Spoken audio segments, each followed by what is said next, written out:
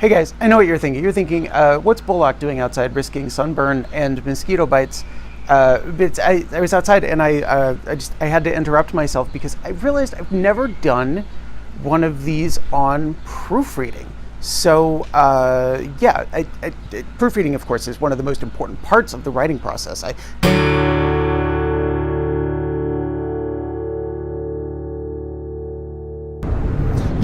So Bullock's 4 rules of proofreading.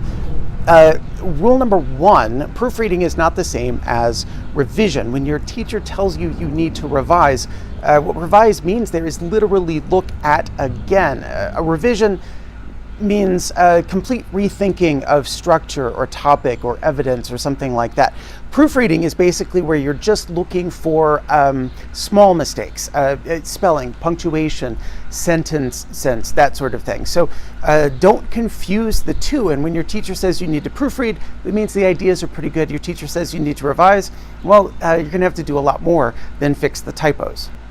All right, Bullock's 2nd rule of proofreading: do it later and do it aloud. One of the problems that you face, and I face this as a semi-professional writer, occasionally paid to write things. One of the problems you face is that when you've been staring at the same words for hours or days on end, it's going to be hard for you to figure out if those words need to change. I mean, if it hasn't been that long since you put the period where you put the period, then you're not going to be thinking about, okay, did I put the period in the right place? So wait a little while. And of course, doing it out loud. One of the most important things that you can do when proofreading is read the words on the page and listen to how they sound. You are not only going to catch parts of your writing that need to be clarified or they're just awkward, you're going to catch the things that are ungrammatical, because even if you are not great at writing, you are a speaker of English and you know what good English should sound like. If you're in a situation where you can't read it aloud, most word processing programs or computers have a read aloud for you. Plug in those earbuds and listen to the robot voice.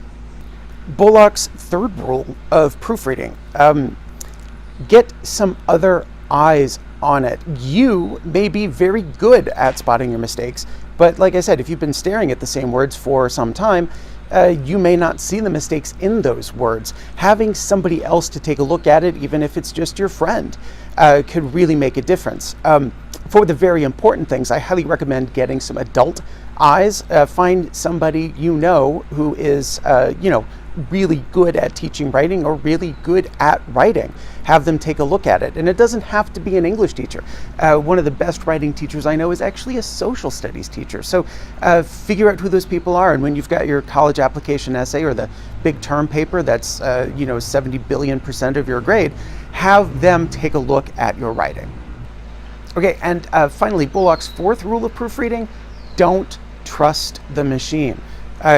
Obviously, if there's a red squiggly line or a green squiggly line or a blue squiggly, whatever color the lines are nowadays, take a look at that.